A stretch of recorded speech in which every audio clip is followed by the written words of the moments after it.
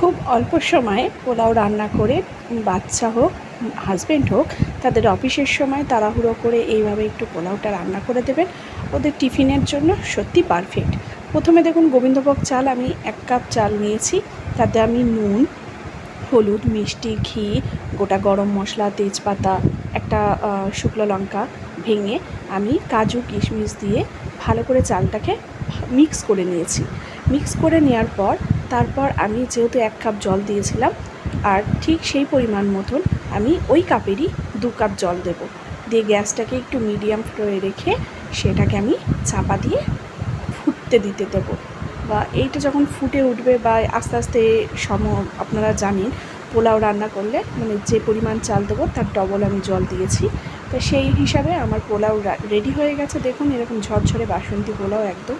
তো ভিডিওটা ভালো লাগলে অবশ্যই লাইক করবেন, কমেন্ট করবেন, শেয়ার করবেন।